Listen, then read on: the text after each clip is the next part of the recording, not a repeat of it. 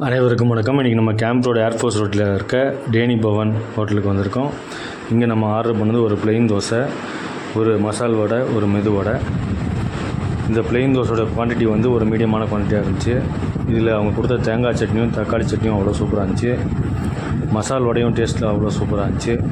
But மெது வடை வந்து அவ்வளோ நல்லா இல்லை. சாம்பாரும் ஒரு சுமாராக தான் இருந்துச்சு.